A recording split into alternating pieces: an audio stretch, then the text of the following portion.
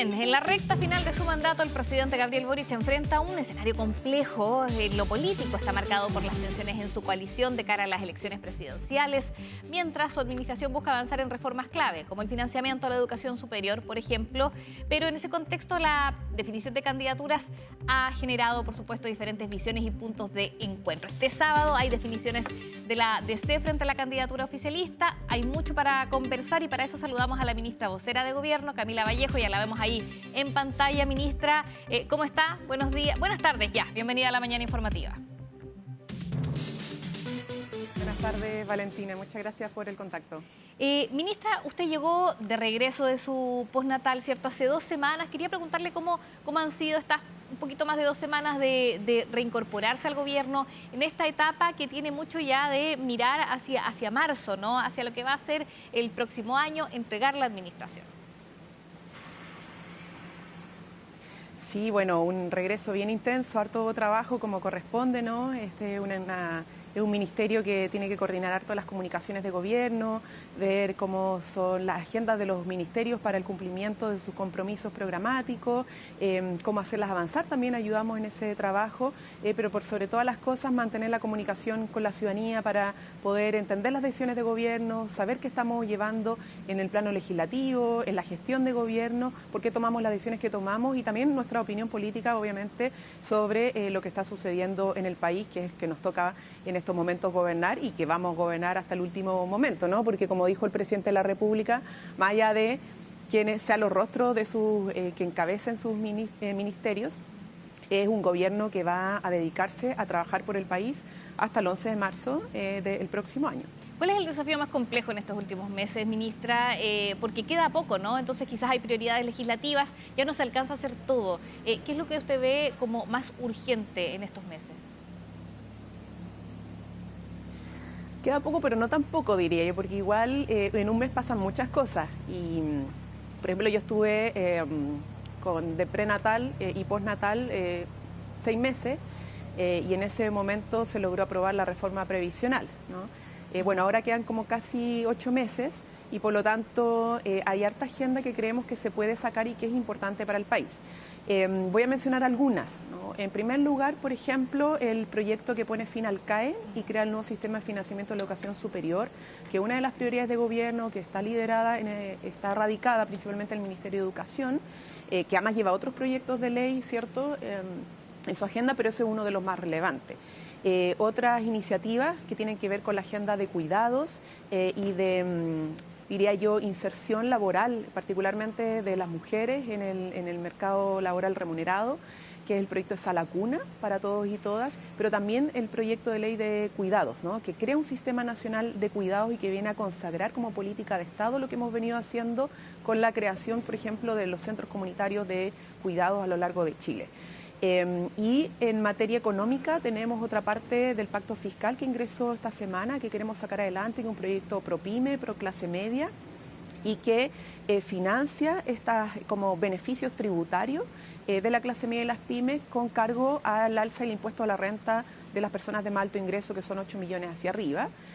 Y en materia de seguridad tenemos, por ejemplo, lo que es el proyecto de levantamiento del secreto bancario, que es uno de los que nos ha tenido, bueno, bien ocupados y que esperamos contar de una vez por todas con el apoyo de la oposición en esta materia para contribuir en las herramientas que necesitan nuestras instituciones de persecución penal para enfrentar el crimen organizado y particularmente perseguir la ruta del dinero.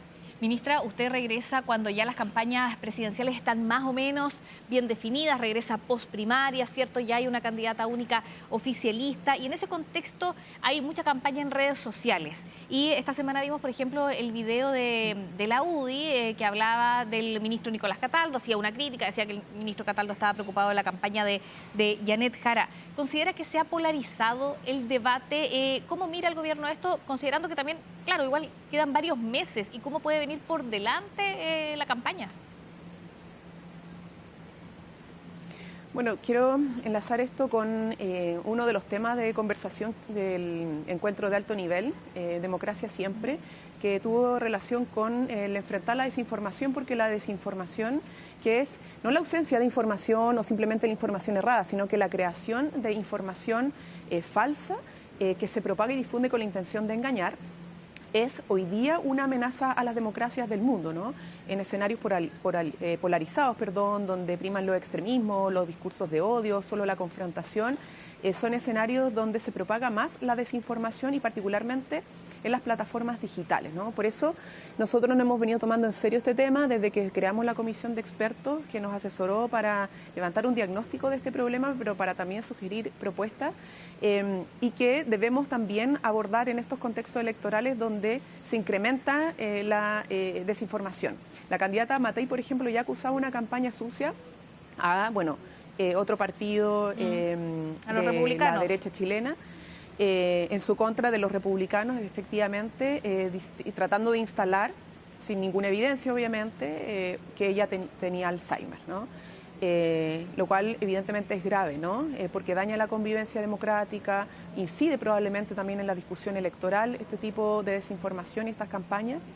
Y el problema es que justamente en menos de una semana el propio partido de la candidata crea y difunde un video desinformando de la gestión del ministro Cataldo, ¿no? Una autoridad de gobierno. Entonces, nosotros lo que queremos decir con esto es que tenemos que tener un estándar frente al combate de la desinformación porque es un problema serio, que es grave y que no puede ser utilizado ni como estrategia electoral ni como estrategia política para plantear legítimas diferencias, ¿no? Que pueden existir en nuestro país, pero que no pueden sustentarse en desinformación, falta de evidencia y menos denostación pública, ¿no?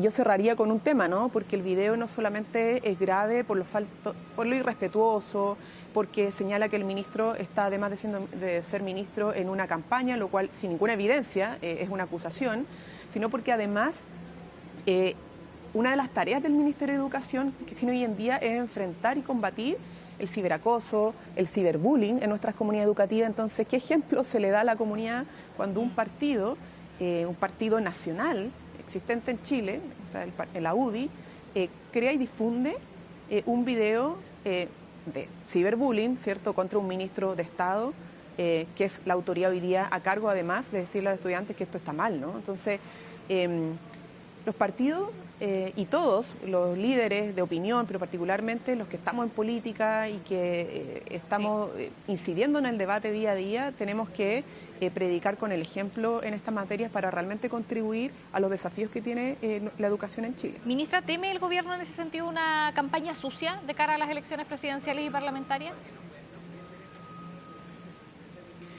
Mire, lo que nosotros queremos señalar e insistir es que para que la ciudadanía pueda participar de manera informada en un proceso que es sumamente importante para nuestra democracia, que es ni más ni menos elegir a quién va a gobernar en los próximos 4 años, se requiere que todos los partidos, que todas las candidaturas y que el debate público sea un debate responsable y no basado en la desinformación, en el engaño, en la mentira, ¿no? Eso es lo importante, que prime el debate de ideas, que primen las propuestas y que se dejen de lado los discursos de odio y particularmente las fake news o la desinformación, que hoy día ya además raya con las deepfake, ¿no? A propósito del uso de inteligencia artificial, lo que hace más complejo aún la desinformación en estos contextos. Así que obviamente el llamado a la responsabilidad, porque esto está pasando en el mundo y ha pasado en otros países, ¿no? Fuertemente cómo se han apoderado del debate las campañas engañosas y que utilizan las tecnologías